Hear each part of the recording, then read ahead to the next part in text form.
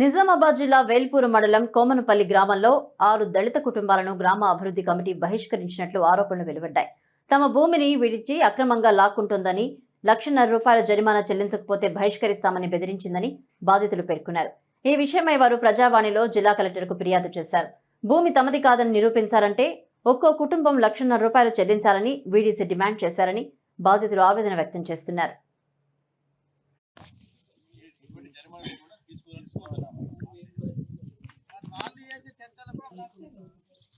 గ్రామ పంచాయతీ కార్యక్రమాలు నిర్వహిస్తున్నాము.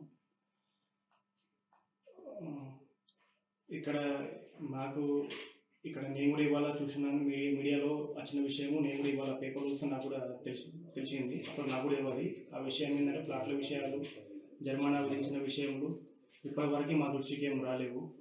అక్కడ ఉన్న కొన్ని ఇల్లులు మాత్రము టెంపరీ, అది కుక్నూరు శివారు కింద ఉన్నాయి, కానీ అది మనకు విలేజ్ దగ్గర రావడంతో టెంపరీ నెంబర్లను ఇవ్వచ్చి ట్యాక్స్ వసూలు చేయడం జరుగుతుంది. కొన్ని ఇల్లులో మాత్రం ఈ గొడవ విషయము, జరిమానా విషయము అది వీసి తప్ప అది ఇప్పటివరకు మా దృష్టికి అయితే ఏం రాలేదు.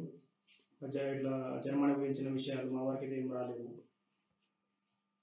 ట్యాక్స్ ఎవరి పేరు మీద పడుతుంది? ప్రజెంట్ అయితే టెంపరీ, వాళ్ళకైతే రెగ్యులర్ నెంబర్ ఏం లేదు, పర్మనెంట్ నెంబర్స్. ప్రజెంట్ వాళ్ళకి ఏంటంటే టెంపరీ మందం వేసి ఓన్లీ ట్యాక్స్ మందమే వేసి వసూలు ఇస్తున్నాం. అది శివారు గొడవ అనేది ఇంతకుముందు నుంచి ఉంది వాళ్ళది. కుక్నూరు కోమన్పల్లి శివారు కింద ఉన్న విషయం అయితే తెలుసు. అవి కొన్ని ప్లాట్లు ఉన్నాయి, గవర్నమెంట్ అసైన్ ప్లాట్స్. వాటికి సంబంధించి మండలం నుంచి సర్వే. మాది కోమన్పల్లి.